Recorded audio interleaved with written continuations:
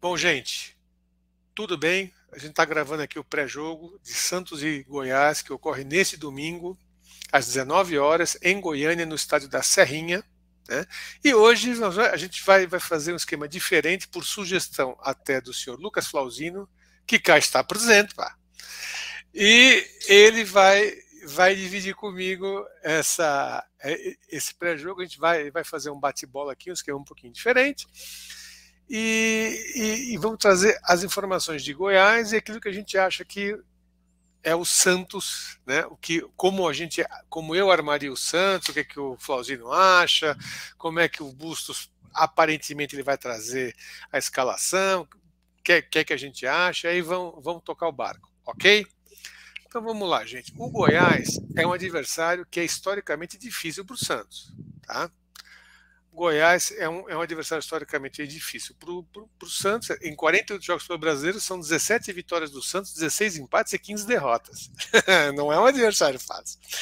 No total, são 51 jogos, somando Copa do Brasil, tá? Com 19 vitórias, 16 empates e 16 derrotas.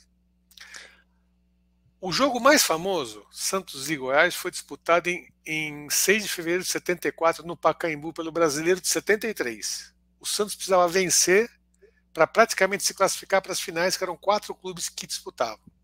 E estava ganhando de 4-1 até os 34 do segundo tempo, quando o treinador, o senhor José Macia, o Pepe, o grande Pepe, resolveu dar uma de inventor, tirou o Clodoaldo, botou o Roberto na lateral esquerda, botou o Zé Carlos na direita e o Carlos Alberto Torres de volante. E aí tomamos 3 gols em 10 minutos. E ele foi demitido. Então, foi assim que aconteceu.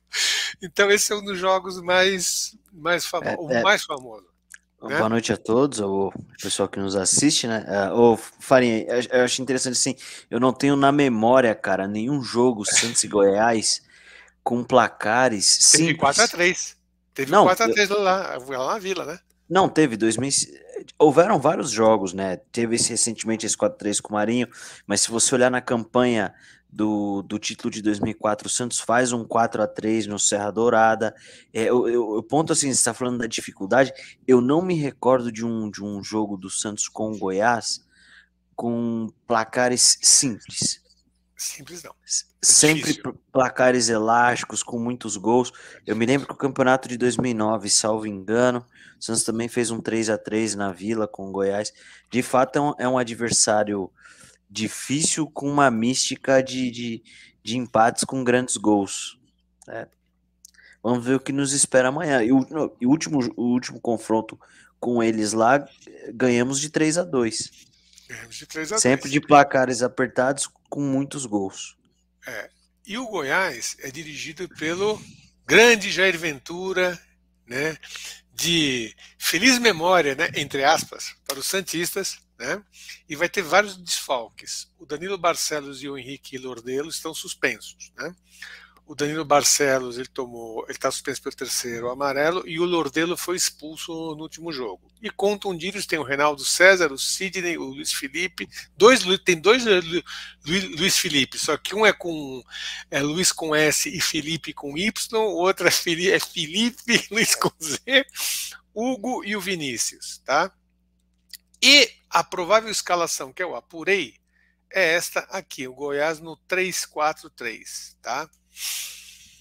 Segundo o GE, né, e segundo também outras apurações que eu fiz, entrando de Tadeu, Sidmar Caetano da Silva, Diego, Caio Vinícius, que veio do Fluminense, que é lateral direito de origem, mas está jogando como volante, Elvis, que já é aí de várias passagens, né, e o Juan, que é da base, Apodi, o grande Apodi, que já jogou no Santos, né?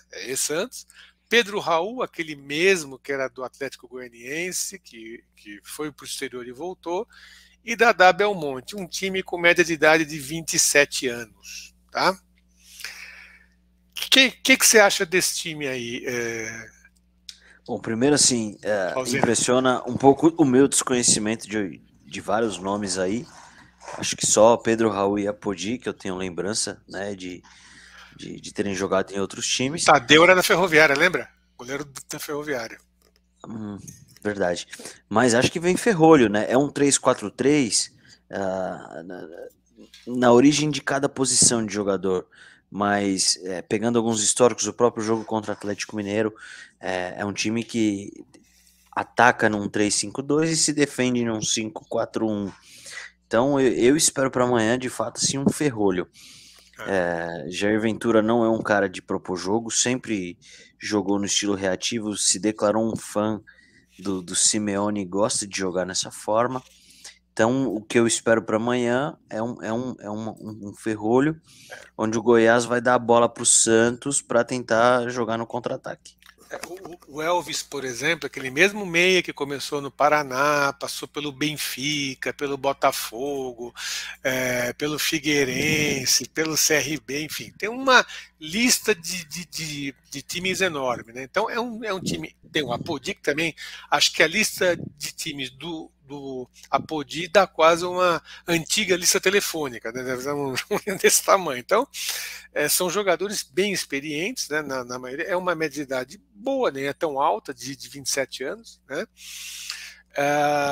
O estádio da Serrinha é um estádio bem mais acanhado que o Serra Dourada.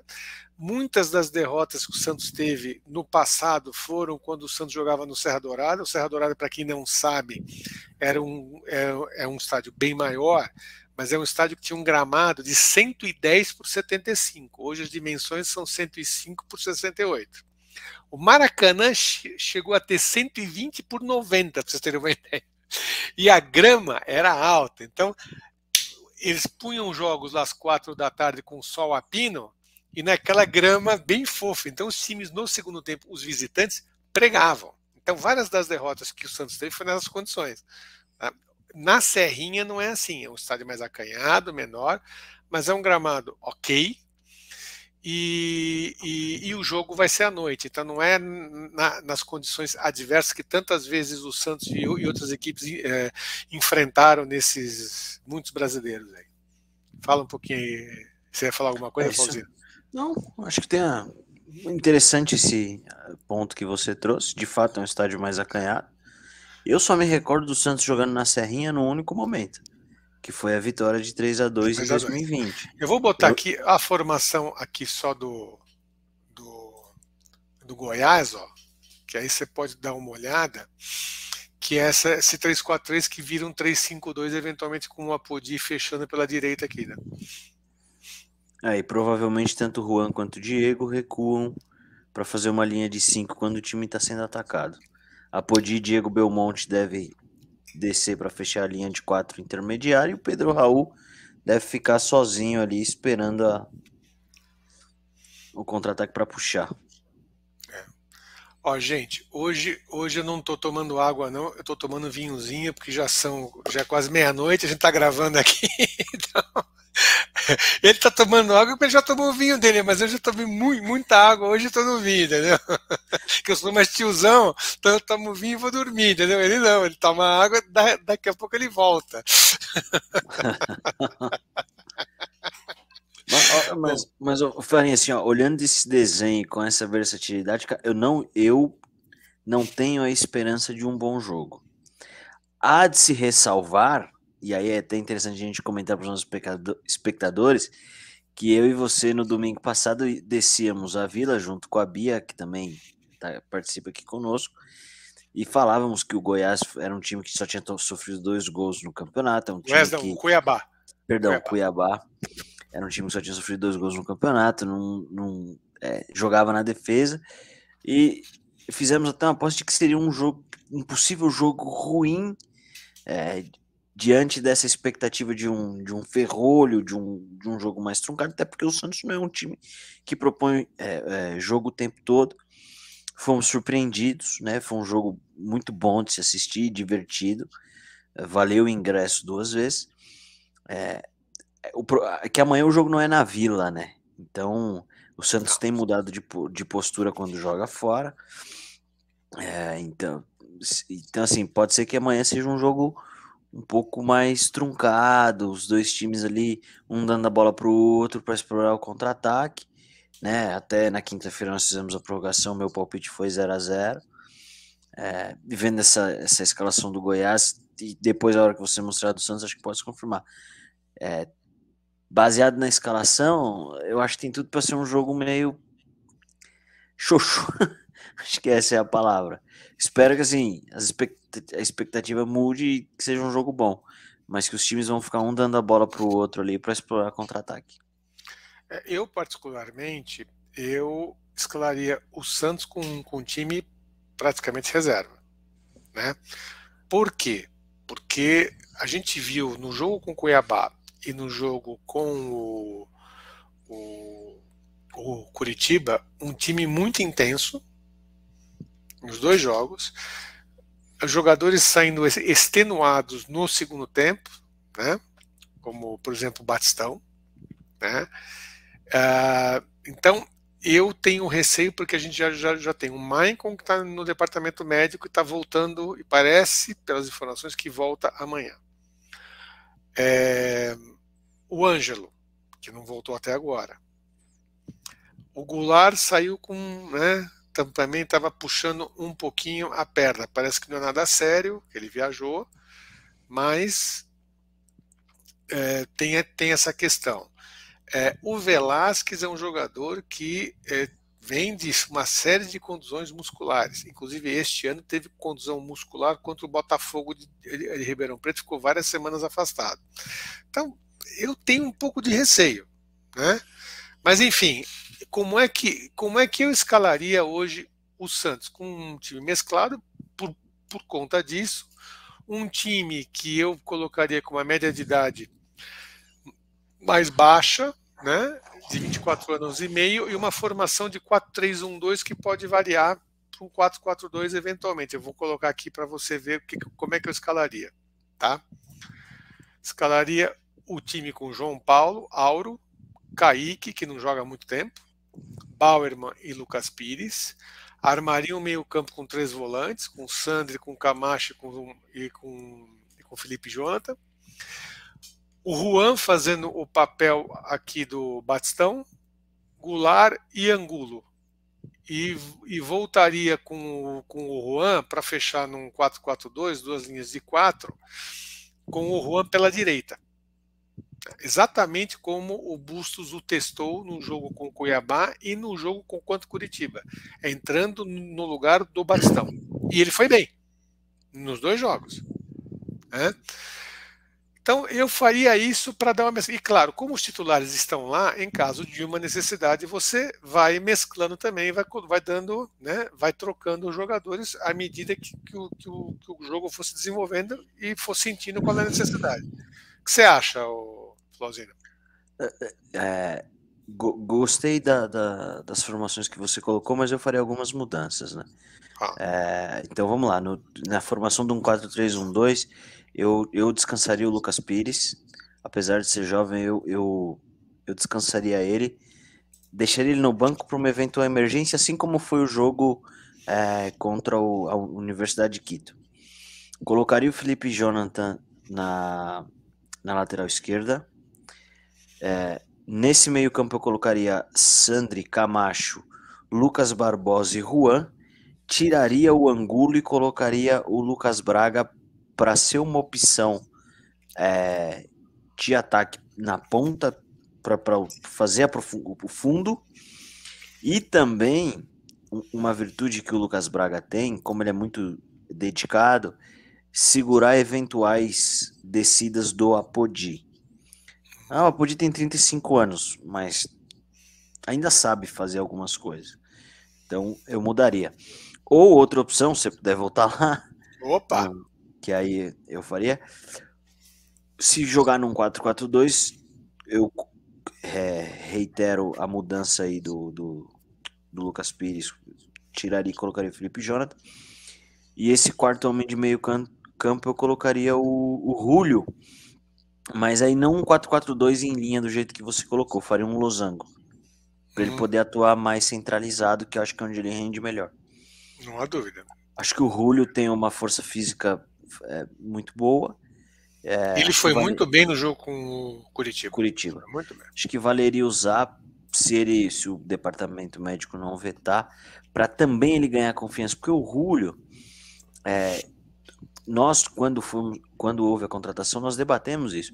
O Julio, se você olhasse os scouts dele, a irregularidade era uma marca que ele tinha. O Julio não é um jogador regular, mas foi um cara que foi muito decisivo, por exemplo, na campanha da Libertadores da LDU. Fez gol contra o Santos, fez 15 gols ou 14 gols, salvo engano, na Libertadores. Eu acho que dá um pouquinho mais de sequência para o Julio, para ele pegar um pouco mais de confiança, acho que seria importante aí no decorrer E uma coisa acho que foi muito importante que aconteceu no jogo com o Curitiba. O primeiro gol, aliás, no primeiro tempo, o lance que o Batistão cabeceia e perde o gol, quem levanta a bola é o Julio, na cobrança de falta. E no primeiro gol, quem bateu a falta, que a zaga do Curitiba cortou e veio pro Velasquez, foi o Johan Julio também. E tem outro ponto, né? No segundo gol, se você observar bem, ele movimenta, o Julio ele abre. Corre para o meio da área e desloca um marcador. Que é o e Henrique.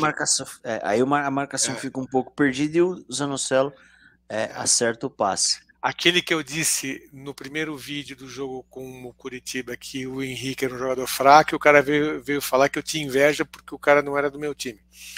Eu falei, não, eu sempre achei ele fraco, há 10 anos atrás, há 15, há 12 anos atrás, e hoje pior ainda, que tá mais velho. Mas enfim, e aí, o que acontece? Aparentemente, o Bustos vai fazer algumas mexidas, mas poucas alterações, né? No 4-2-3-1, aparentemente, que é mais um 4-4-2 que um 4-2-3-1, né?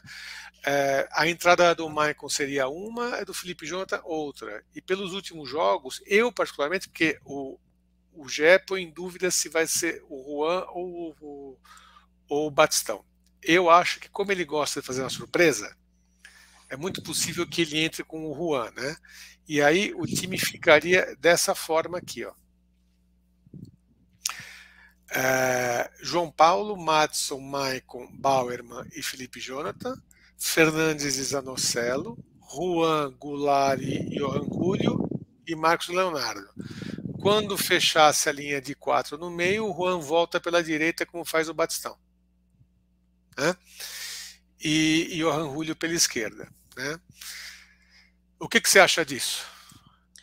Acho que é bom, mas não, a escalação é perfeita, mas eu preservaria mais gente. Eu acho assim, cara, a gente tem uma decisão na quarta-feira, porque se o Santos ganhar na quarta-feira, ele ultrapassa o La Calera.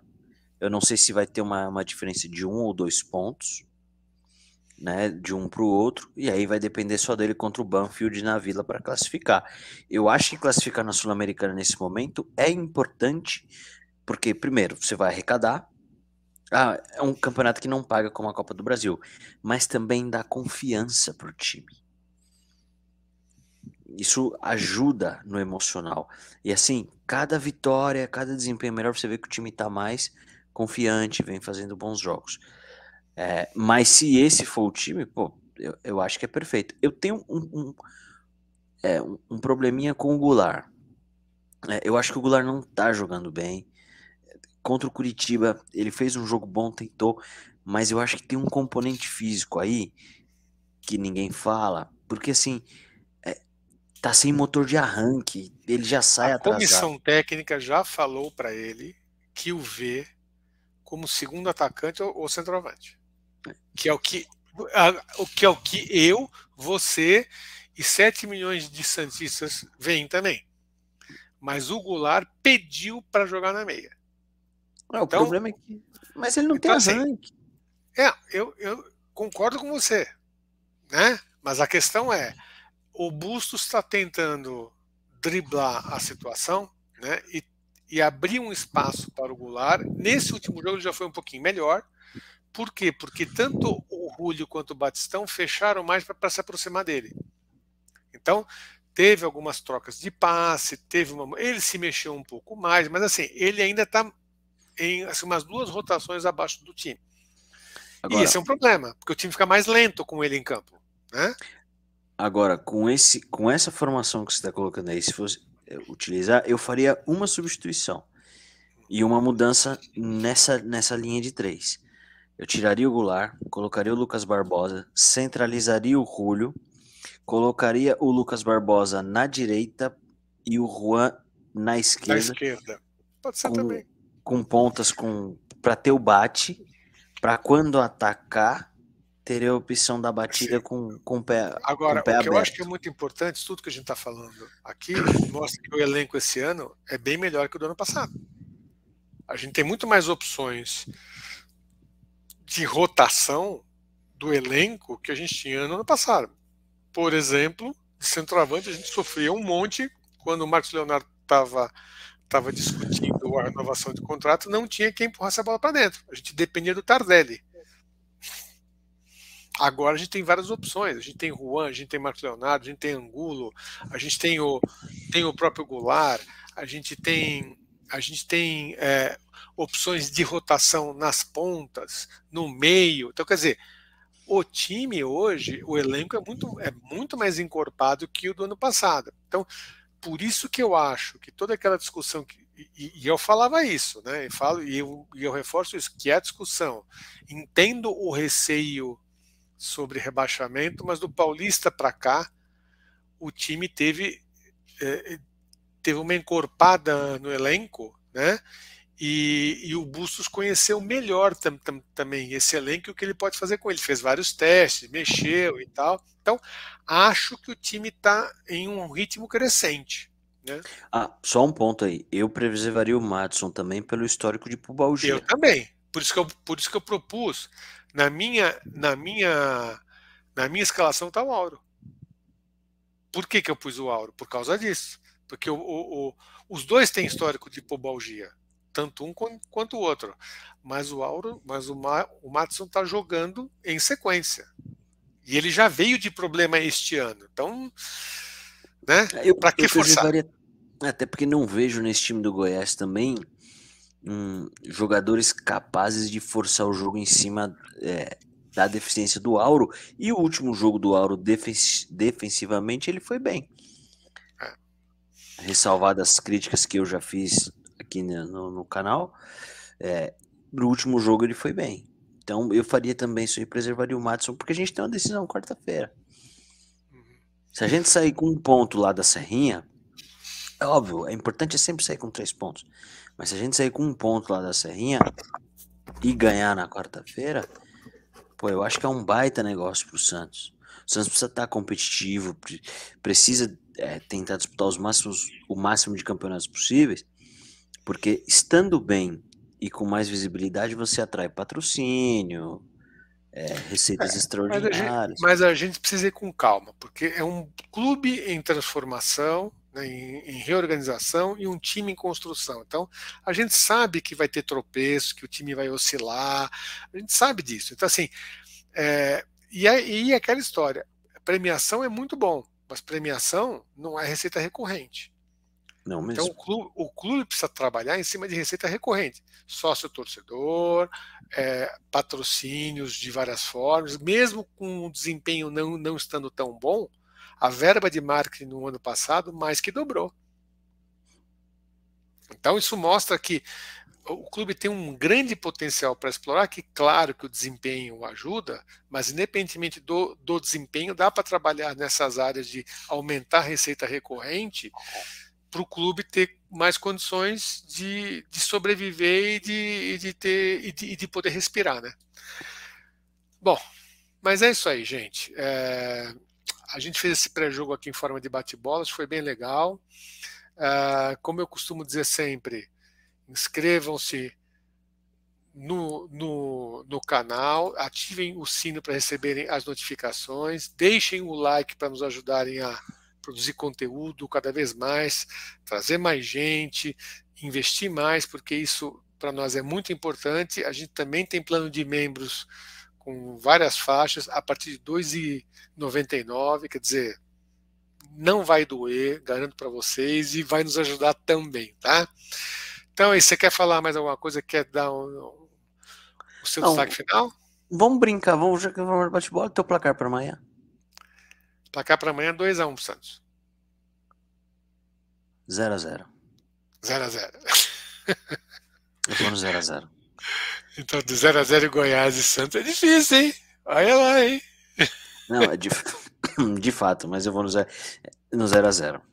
Você tá apostando em Bustos versus Jair Ventura e não Santos versus Goiás, é isso? É isso. Você pegou a essência da coisa. Então tá bom, galera. Valeu. Bom jogo para nós. E todos os santistas estão tranquilos hoje, porque sábado foi dia de jogo das sereias e as sereias venceram de virada o São Paulo na Vila. Então foi uma semana que o Santos teve só de vitórias na base, no time titular masculino e no time titular das sereias. Então vamos que vamos, esperar que esse domingo tenha mais um bom resultado para nós. Se o Santos vencer, o Santos ele não, peraí, ele reassume a liderança do brasileiro, tá? O Goiás está em 16º com 5 pontos e saldo de -3, e o Santos é o terceiro com 10 pontos e saldo de 4. Como o Corinthians empatou com o Internacional por 2-2, o Corinthians foi para 13. Se o Santos vencer, o Santos fica à frente do Corinthians no saldo, tá? Então é isso aí, galera. Bom jogo para nós e vamos que vamos. Abraço.